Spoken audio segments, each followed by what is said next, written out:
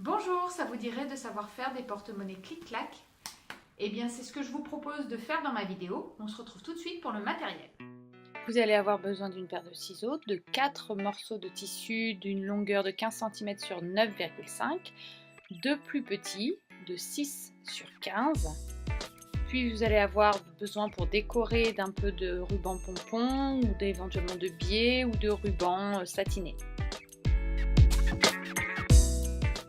Mais aussi d'un fermoir clic-clac qui sera fourni avec un petit clou pour le refermer.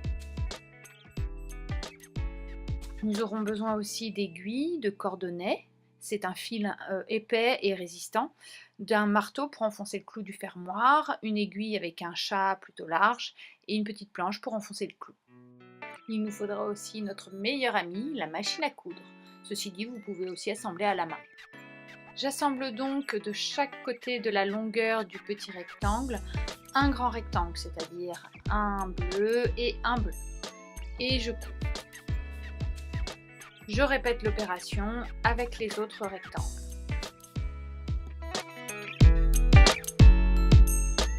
Je place endroit contre endroit les deux grands rectangles que j'ai obtenus et je vais arrondir les angles. Alors je prends un objet rond que je place aux extrémités. Je trace l'arrondi avec un crayon et je répète cela sur les 4 coins.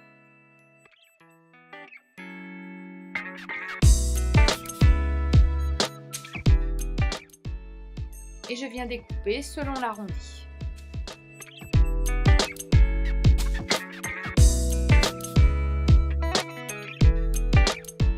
Je recommence l'opération sur les deux autres coins du haut également. Une fois terminé, je pose mes rubans et je les fixe avec des aiguilles. Je prépare le petit nœud que je viendrai coudre ultérieurement. Avec la machine à coudre, je viens piquer mes rubans satinés avec un point droit. Et je répète l'opération sur le deuxième morceau.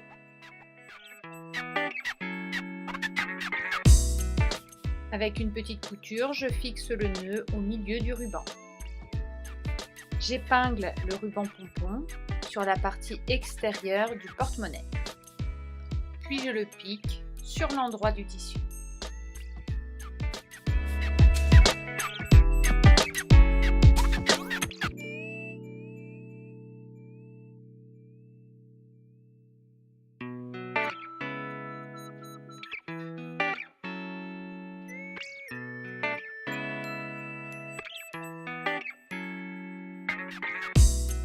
Je pose endroit contre endroit mes deux morceaux de tissu. Je vais venir piquer à la machine au niveau des pointillés rouges et je laisse sans couture les endroits entre les barres blanches pour pouvoir soit insérer le fermoir, soit retourner le porte-monnaie. C'est parti, je pique.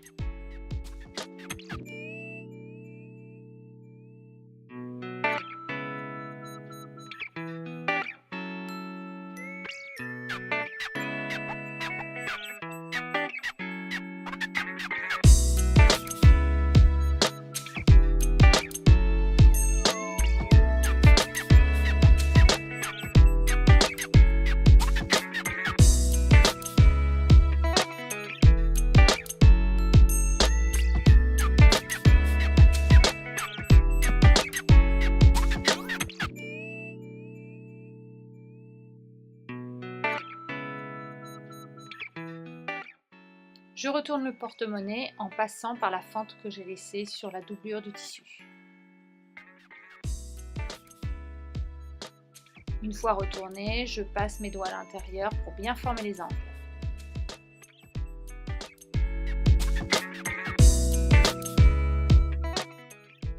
Au niveau des fentes où je vais passer le fermoir, je marque bien le pli avec mes ongles. Et avec la machine à coudre, je viens piquer pour refermer l'ouverture que j'avais laissée sur la doublure.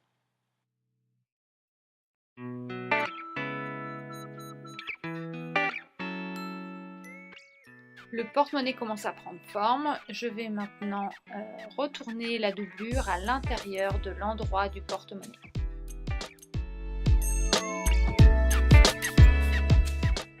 J'épingle la bande qui va me servir à insérer le fermoir et je fais coïncider la couture intérieure avec celle de l'extérieur.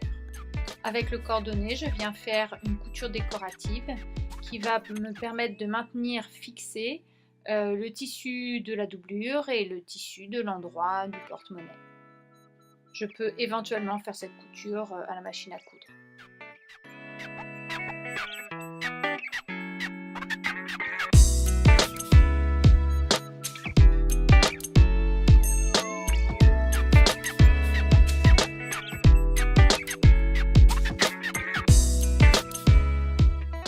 J'insère mon fermoir par les fentes que j'ai laissées sur le côté. Je fais coulisser les ressorts de l'autre côté. Avec une aiguille, je viens bloquer et empêcher le fermoir de repartir dans la coulisse. Munissez-vous du petit clou qui est fourni avec le fermoir. Vous l'insérez à la place de l'aiguille. Et avec le marteau, vous venez frapper jusqu'à ce que le clou soit bien enfoncé.